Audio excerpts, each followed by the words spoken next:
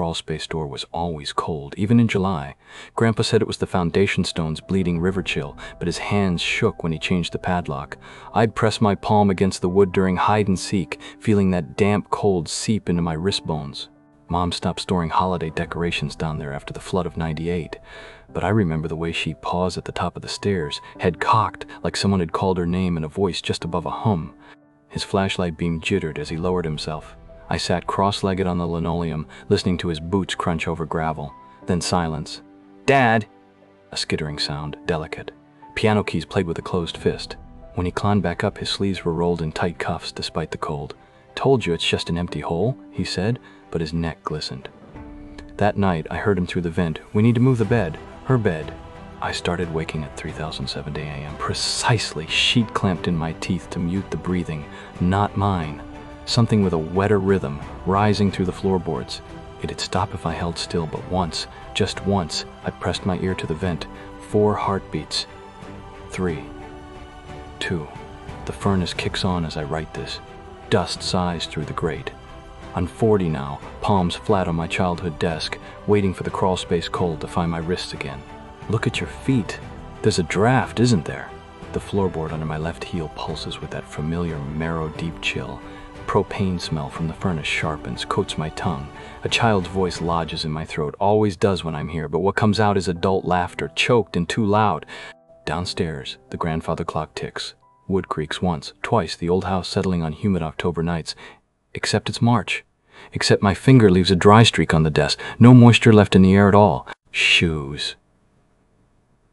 Blue canvas sneakers at the closet door behind me, mine from 3rd grade. Damp, though. 3 dark spots near the toes like they've stood in puddled water. The furnace cuts off. In the hollow silence, a click-tick-click beneath the floor. Pressure shifts under my soles, something rolling across gravel, slow as a train car through molasses. Don't look. Don't remember the white knuckles around Mom's coffee cup the morning after Dad crawled out with those sealed sleeves. How she said false awake dreams when she caught me shivering by the basement door. Mouse in the walls, perhaps, but mice don't hum in thirds. Mouse! Mouse! Human! Mouse! Then all humming stops. Wind batters the west window. I smell river now, algae and motorcycle oil, and underneath, unspooling silk. The clock chimes once.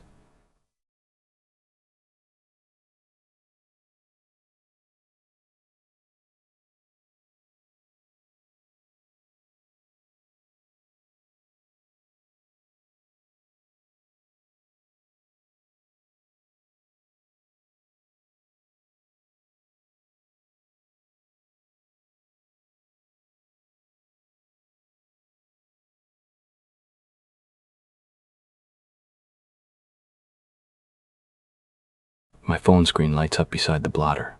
30,017 a.m. Not even surprised when the draft curls up my ankle bone, exact temperature of breath. The phone's glow sears a halo into the dark. No notifications, just the wallpaper. Lake Pontespan, July 1987. Dad's striped shirt blurring at the edges. Always kept it, but now the water in the photo ripples. Look away! Static climbs my forearm hairs. Wind's singing through the window sash now. No, not wind. The hum returns, lower. 2 voices braiding. 8 years old, hiccups sobbing to Mom that something's in my closet, something with Dad's cough. The other voice, wetter, eats the gaps between notes. Sneakers sweep behind me, fabric kneading itself. When I turn, they're facing the wall. Toes still damp. The 3 spots have spread, black petals dissolving into the canvas. That smell. Motorcycle oil pooling in my molar, algae under my nails. Floorboards sag, creaks morph into syllables. Pa! Trick! Rasp of Dad's laryngitis the week before. My knee buckles. Bound journals under my palms, mine but the top one swollen, pages pulsing. I never used green ink. Never wrote, "Turn around, Patrick, turn around," in cursive that mirrors Mom's trembling grocery list. Breath draft climbs to my wrist. Phone buzzes. This time it rings. Old landline trill. Screen reads home. My thumb hovers. Answers itself. The closet knob rattles high and thin, though my fingers are splayed against the desk. All 10 accounted for. The receiver crackles, a wet branching static. Then Mom's voice, if Mom's voice were stripped raw and dipped in resin. Patty. Electric syrup. You left the door unlocked. breath riffles the back of my neck. Too thick, too sour spoiled milk and burned coffee. The closet knob stills. Desk drawer hums faintly. The journals shift against my wrists, yielding like muscle. Pages flutter open on their own. Columns of green ink now, every line the same. You let him in, you! Let him in, you! The closet door clicks. Slowly, so slowly, begins to swing inward. Inside, darkness pooling differently. Not absence of light, but texture. Black felt, black mold. Something stirs it. A wet click. A swallow. My heel grinds into something tacky. Lift it. Strands stretch from the floorboards, glossy and tar-heavy. Millimeter by millimeter, the stain spreads sinewy threads toward my ankles. The closet exhales. Air shifts into something spongy, warm, tang of metal filings. Only then do I smell the mothballs. The old ones, tucked into Dad's flannel. The paramedic cut off his body. Something rocks inside the closet. Rocking chair tempo. Doesn't scrape the floor, though, as if suspended. On the desk, the phone screen splits, pixels rearranging into an address. My childhood home. A date.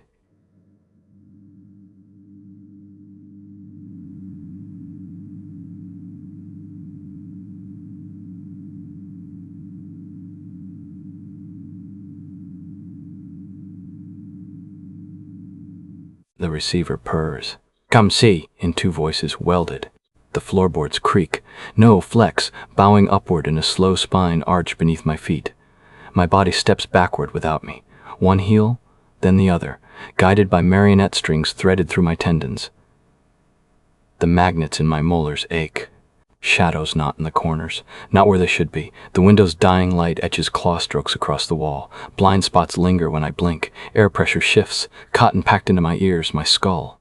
The journals ripple. Green ink bleeds through the pages, staining my palms. New words! You're still not listening! The stain on the floor has web-worked my shoes to the boards. Threads climb my laces, petrifying into tiny black capillaries. 3 soft raps inside the closet, 2 deliberate, followed by the brittle snap of a thread. Mom's voice leaks out, but under it now, Dad's death-rattle wheeze, the click of his ventilator tube. Wanted you to remember. I turn to scream, but exhale moths. Tiny, papery wings catch in my hair. The closet door yawns fully open. Inside, not the nursery I sold, but a hallway stretching impossibly into velvet smother. My reflection glints in the phone screen, except it's me at 12, mouth stitched with copper wire, holding a knife butter smeared with age. The streetlight outside flickers. Across the road, a silhouette against Mrs. Alchema's curtains. Pressed palm, screaming mouth. Erased mid-gesture when the lamp dies. The front door unlatches. Wind shoulder checks it open. No birds, no engines, just the hiss of sprinklers 2 blocks east. Thump. Thump. From the closet depths now, a heartbeat felt through wet gauze, sinking with the pulse behind my left eye. My legs move. Toward the door. Toward the address. My breath comes in twin plumes, mine, and a second, heavier fog lingering centimeters behind. Never touching. Always there.